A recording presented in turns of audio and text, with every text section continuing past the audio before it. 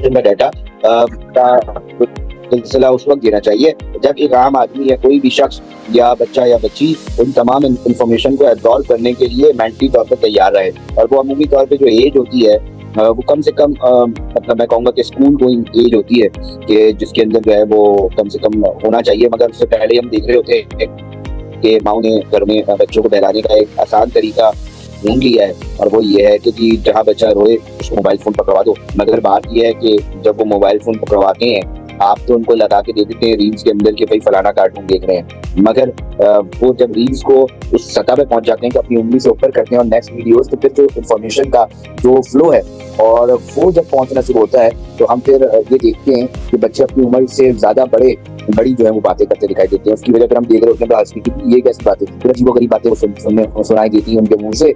हम बड़ा अजीबो गरीब हो रहे होते हैं जी ये क्या बात बोल रही, बच्चा बदतमीज क्यों हो रहा है। तो वो सोशल मीडिया का जो मोबाइल है जब आप उनको देंगे और बिल्कुल एक इन्फॉर्मेशन का फ्लो इस तरह होगा जिसको आप रोक नहीं पा रहे। अम्मा जो है किचन में खड़ी है उनको पता ही नहीं है बच्चा जो है उनका वो एक उंगली से बदतमीजियां भी सीख रहा है, उल्टी सीधी सारी कंटेंट भी देख रहा है और वो उस एज ग्रुप के अंदर होता है जिसके अंदर वो फौरन पिक कर रहा होता है तो वो खराबी पर जा रहा होता है।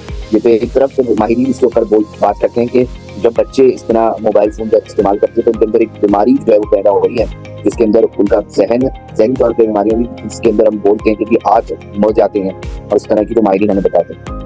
जी अली भाई, दूसरा सवाल ये है कि क्या हमें सेपरेट क्लासरूम से रखनी चाहिए जिसमें हम बच्चों को ये बताएं कि सोशल मीडिया का पॉजिटिव यूज़ क्या है या सोशल मीडिया को हम कैसे यूज़ करें कि उससे हम फायदा हासिल कर सकें। आप इस बारे में क्या समझते हैं कि क्या हमें ये क्लासरूम सेपरेट रखनी चाहिए इनके लिए? नहीं सेपरेट है क्या बात, ये सेपरेट करें या मिला के कहते हैं उससे क्या है। आपको पता है कि इन्फॉर्मेशन अब एक शख्स है अली रजा, उसको पता है कि यार मुझे कौन सी इन्फॉर्मेशन मतलब हर एज के हिसाब से अभी मैं एक जगह पे बैठा हुआ इस एज ग्रुप के अंदर अगर बहुत सारी ऐसी इन्फॉर्मेशन जो कि मेरे लिए मुनासिब नहीं है वो मुझे मिलना शुरू हो जाए और फ्लो है तो मेरा माइंड जो है वो डिस्ट्रैक्ट हो जाएगा। मतलब हर एक माइंड के अंदर एक कुव्वत होती है ना, वो उस तरह की इन्फॉर्मेशन गेट कर सकता है। अब जब फ्लो बहुत ज्यादा होगा इन्फॉर्मेशन का, मैं उस तरफ भी सोच रहा हूँ इस तरफ भी सोच रहा हूँ इस तरफ भी, तो मैं jack of all master of none वाली बात होगी कि आपको सब जगह की चीजें मालूमात हासिल करने में लगे हुए मगर कोई भी एक चीज आप उसके ऊपर जो है वो हासिल नहीं कर पा रहे, उस जगह पर उस एक चीज की मिराज के ऊपर नहीं पहुंच पा रहे। तो सेपरेट मेरे नहीं ख्याल कि इसके अंदर कोई मसला है कि सेपरेट होना चाहिए नहीं होना चाहिए। अच्छा अली भाई, ये जो वायरल वीडियोस का ट्रेंड होता है जैसे हर मतलब 2-3 बार कोई ना कोई ट्रेंड आ जाता है तो उसका सही क्राइटेरिया क्या होना चाहिए और क्या हमें उसे प्रमोट करना चाहिए या नहीं? मैं सवाल तो समझ नहीं पाया, फिलहाल थोड़ा दोबारा पूछा। अभी जो कुछ भी मतलब ये टिकटॉक वगैरह चल रहा है उनमें से कोई वीडियो होता है जो कि वायरल हो जाता है फिर उनका एक ट्रेंड हो जाता है। जैसे रिसेंटली अभी मोई में और इसके अलावा की ऐसे कुछ ट्रेंड वगैरह चल रहा था तो उनका जो है वो क्राइटेरिया क्या होना चाहिए और इसके अलावा क्या हमें इसे प्रमोट करना चाहिए या नहीं?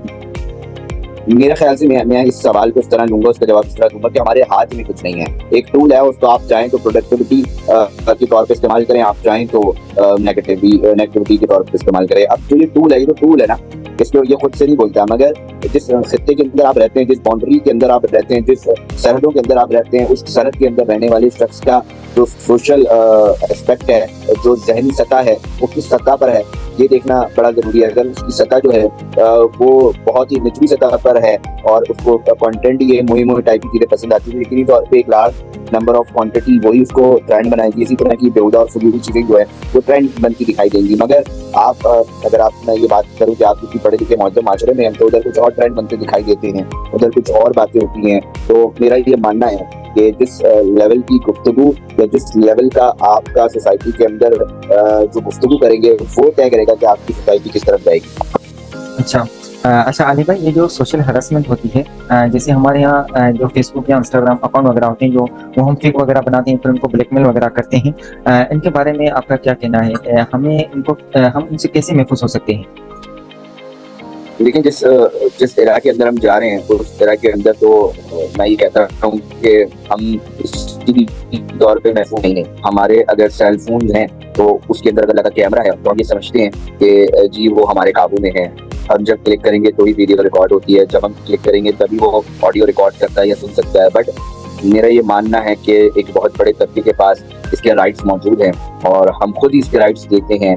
अभी जब मैंने जूम आपसे मीटिंग करने के लिए रजिस्टर किया या इसको अपलोड किया या इसको डाउनलोड किया तो मुझसे उसने इजाज़त मांगी कि जी आप फुल राइट देना चाहते हैं, तो मैंने तो फुल राइट्स दे दिए हैं। अब मामला ये है कि बहुत सारी जगहों पर हम ये देखते हैं कि बहुत सारी ऐसी लीक्स वीडियो आ रही होती हैं। तो लीक वीडियो कैसे हो रही होती है, कोई ना कोई तो एक्सेस रखता है इन तमाम चीज़ों की कि जो हासिल कर सकता है और वो लीक हो जाती हैं।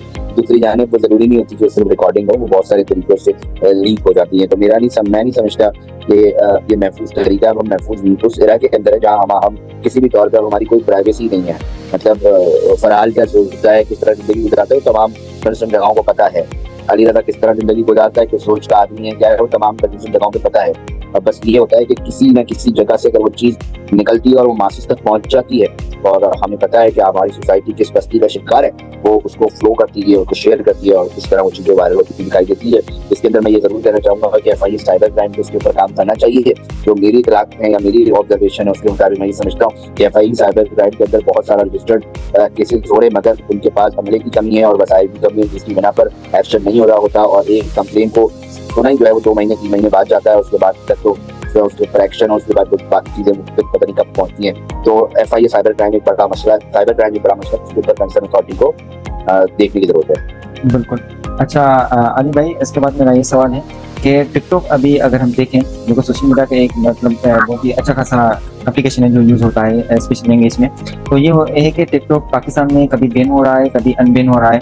तो उसका बेसिकली पर्पस क्या है? अगर ये बैन ही करना है फिर उसको अनबैन क्यों करते हैं? अगर उसको अनबैन कर रहे हैं फिर उसको बैन क्यों करते हैं?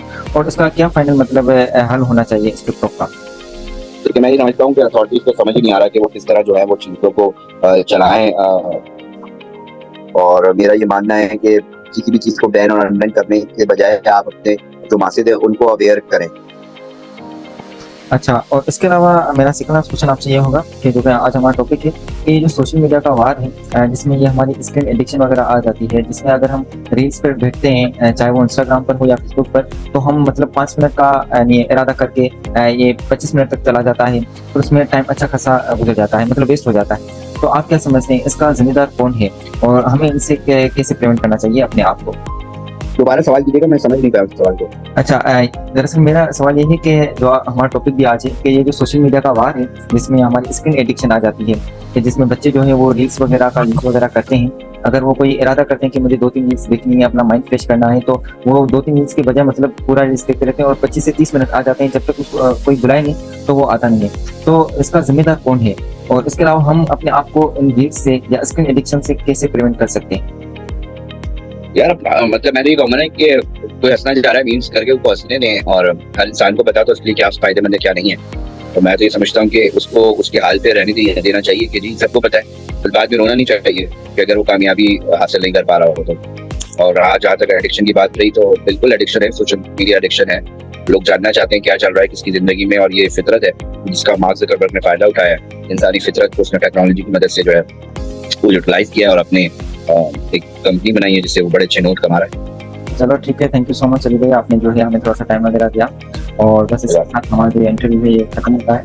बहुत ही शुक्रिया आपका और इंशाल्लाह फिर मिलेंगे एक नई एपिसोड के साथ। ठीक है, अल्लाह हाफिज़।